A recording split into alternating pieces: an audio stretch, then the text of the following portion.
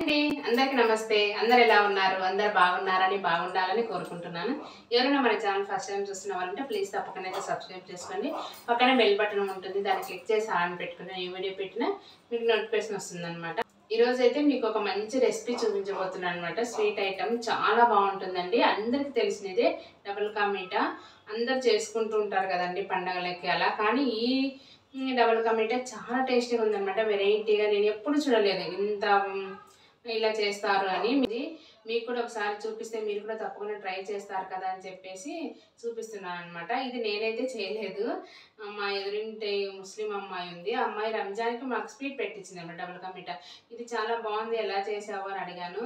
సరే ఒకసారి మన వ్యూయర్స్ కూడా చూపిస్తే నేర్చుకుంటారు కదా అని చెప్పేసి చూపించమన్నాను. సరే కానీ తను చేసిందనమాట. చాలా టేస్టీగా ఉంది, చాలా బాగుంది అనమాట. అసలు వెగటు కొట్టకుండా ప్లస్ ఆయిల్ ఎక్కువ లేకుండా చాలా చాలా బాగుంది. మీరు కూడా ఒకసారి తప్పకుండా ట్రై చేయండి. వీళ్ళు రంజాన్కి ఇలాగే చేసుకుంటారంట. అసలు సూపర్ అంటే సూపర్ బాగుంది అనమాట. అసలు నాకైతే చాలా బాగా నచ్చింది. మామూలుగా మనము డబుల్ కా మీఠా అంటే డీప్ ఫ్రైలో బ్రెడ్లను అట్లా వేయించుతూ చేస్తారు కదా, అలా కాదనమాట. ఇదైతే చాలా వెరైటీగా చాలా బాగుంది. మీరు కూడా ఒకసారి తప్పకుండా ట్రై చేయండి.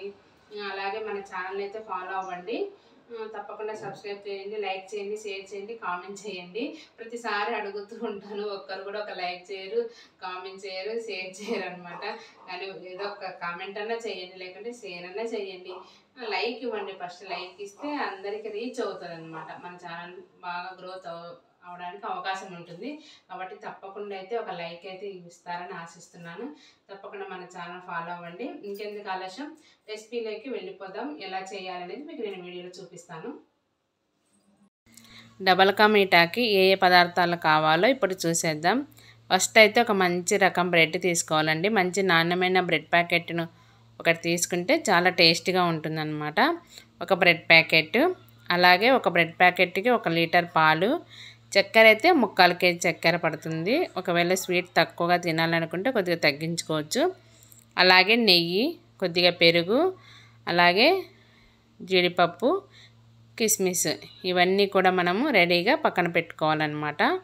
చాలా టేస్టీగా ఉంటుందండి. కరెక్ట్ పర్ఫెక్ట్ కొలతలతో చేసుకున్నామంటే డబుల్ కా మీఠా అదిరిపోతుందన్నమాట. ఇప్పుడైతే ఒకవైపు 1 లీటర్ పాలని ఒక గిన్నెలో వేసి కాంచుకోవాలండి. అవి కాగేలోపు ఇంకొక పొయ్యి మీద పెన్నం పెట్టుకోవాలి. పెన్నం కొద్దిగా హీట్ ఎక్కిన తర్వాత నెయ్యి వేసుకోవాలండి. నెయ్యితోనే బ్రెడ్లను అయితే అటువైపు ఇటువైపు కాల్చుకోవాలన్నమాట. మరి మాడిపోయేలాగా కాకుండా బ్రౌన్ కలర్ వచ్చే వరకైతే బ్రెడ్లని కాల్చుకోవాలి. నెయ్యి ఎంత బాగా వేసి కాల్చుకుంటే అంత బాగా డబుల్ కా మీఠా టేస్టీగా ఉంటుంది. చూడండి, అలా పైన ఒకసారి మళ్ళీ తిప్పినప్పుడు ఒకసారి ఇలా కొద్దిగా నెయ్యి వేసుకుంటూ బ్రెడ్లను అయితే కాల్చుకోవాలి. డీప్ ఫ్రై అవసరం లేదండి. ఇలా దోశల పెన్నం కానీ ఏదైనా పెన్నం మీద, చపాతీ పెన్నం కానీ పెన్నం మీద పెట్టి బ్రెడ్లను అటువైపు ఇటువైపు అయితే బాగా కాల్చుకోవాలి.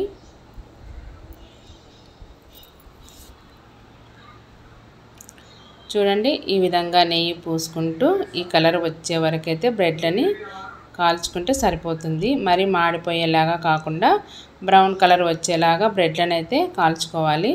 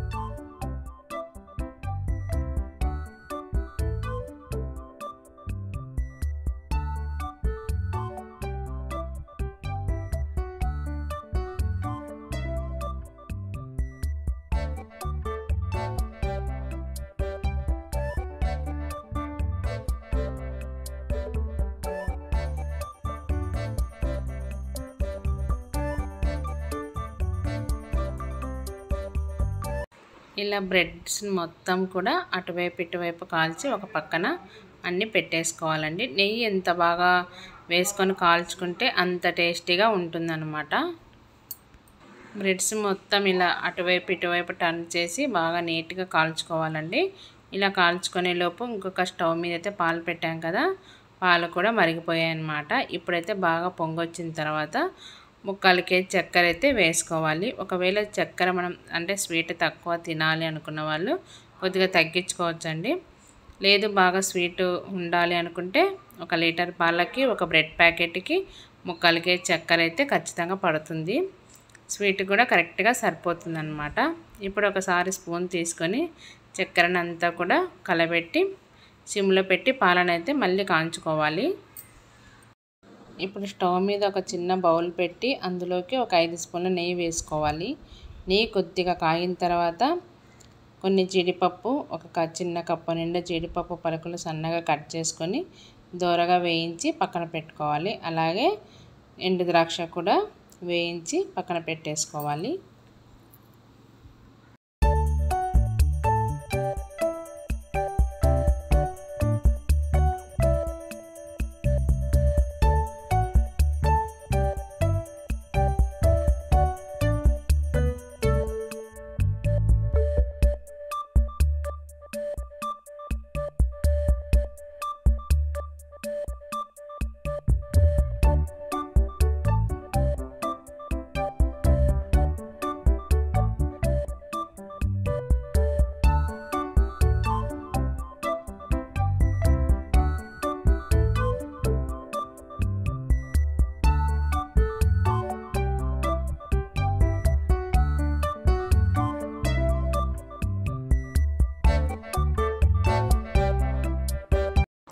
ఇప్పుడు పాలు కూడా బాగా కాగాయి కదండి.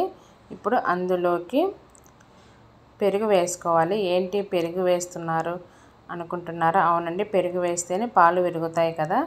ఒక 3 టేబుల్ స్పూన్లు పెరుగు వేస్తే సరిపోతుంది. 1 లీటర్కి ఎక్కువ అంటే 1 గ్లాస్ పెరుగు పడుతుంది.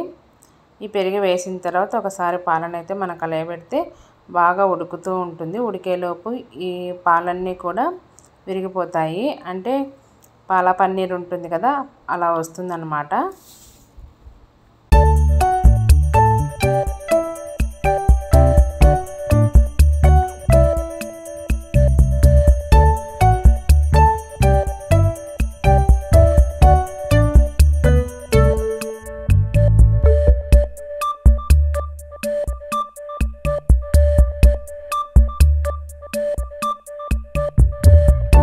చూడండి, పాలు ఈ విధంగా అయితే విరిగిపోవాలి.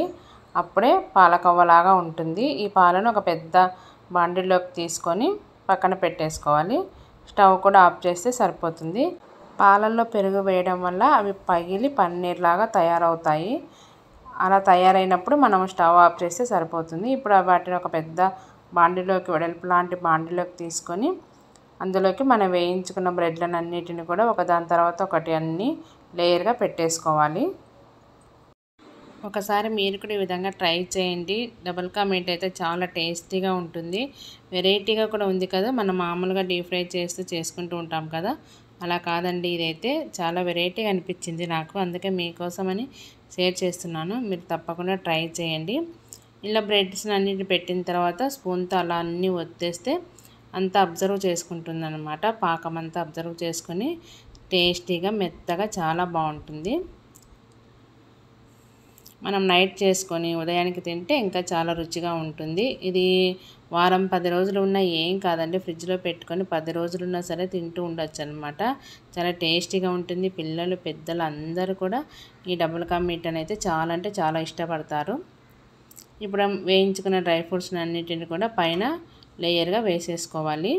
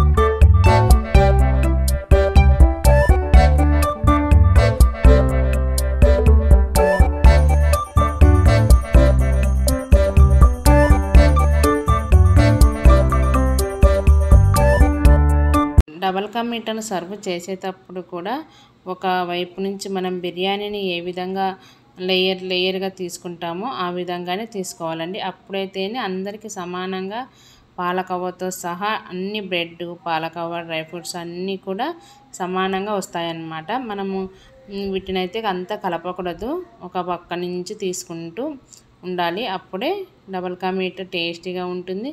ప్లస్ అందరికీ అన్నీ వస్తాయన్నమాట. తినే ప్రతి ఒక్కరికి కూడా అన్నీ తగులుతాయి అన్నమాట. అంటే డ్రై ఫ్రూట్స్ వస్తాయి, బ్రెడ్ వస్తుంది, పాలకోవా వస్తుంది, అన్నీ వస్తాయి అన్నమాట.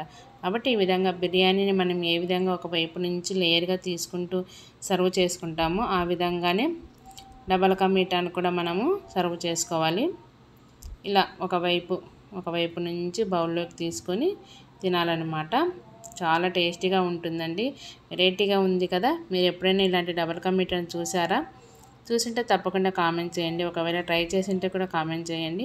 చూడండి, నేనైతే ఫస్ట్ టైం చూశాను అనమాట. నేను వేరే విధంగా చేస్తాను, కానీ ఇది నాకు చాలా బాగా నచ్చింది. మా ఇంట్లో అందరికీ కూడా బాగా నచ్చింది అనమాట. మీరు కూడా తప్పకుండా ట్రై చేయండి. మీ పిల్లలకి అందరికీ చేసి పెట్టండి. అందరూ వావ్ అనాల్సిందే, అంత టేస్టీగా ఉంటుందండి. నాకైతే చాలా చాలా నచ్చిందనమాట. మీకు కూడా ఈ డబల్ కా మీట్ నచ్చిందని అనుకుంటున్నాను. ఒకవేళ నచ్చినట్లయితే తప్పకుండా కామెంట్ చేయండి. ట్రై చేసి కామెంట్ చేయండి. చాలా అంటే చాలా బాగుంటుంది. సో చూసారు కదండి ఇవాల్టి వీడియో. ఈ వీడియో మీకు నచ్చింది అనిపిస్తే ప్లీజ్ తప్పకుండా అయితే లైక్ చేయండి, షేర్ చేయండి, కామెంట్ చేయండి. మీ ఫ్రెండ్స్కి, రిలేటివ్స్కి అందరికీ కూడా తప్పకుండా షేర్ చేయండి. ఇంకొక మంచి వీడియోతో మళ్ళీ కలుద్దాం. అంతవరకు బాయ్ అండి. ఇలాంటి మంచి మంచి రెసిపీస్ కోసం, వ్లాగ్స్ కోసం మన ఛానల్ అయితే తప్పకుండా. ఇంకెందుకండి ఆలస్యం, ఇప్పుడైతే మనం డబల్ కా మీటాను టేస్ట్ చేద్దాం. చాలా అంటే చాలా సూపర్గా టేస్టీగా ఉందండి. ఈ అమ్మాయి అయితే చాలా బాగా చేసిందనమాట. అసలు రంజాన్కి డబల్ కా మీటా మాకు పెడుతూ ఉంటుంది. చాలా టేస్టీగా ఉంది. నేను ఇక్కడ ఇప్పుడైతే ఆ అమ్మాయి చేసిన డబల్ కా మీటాని అయితే నేర్చేసుకున్నాను. మీరు కూడా తప్పకుండా నేర్చుకుంటారని ఆశిస్తున్నాను. తప్పకుండా ట్రై చేయండి. చాలా బాగుందండి. ఇంకొక మంచి వీడియోతో మళ్ళీ కలుద్దాం. అంతవరకు బాయ్ అండి.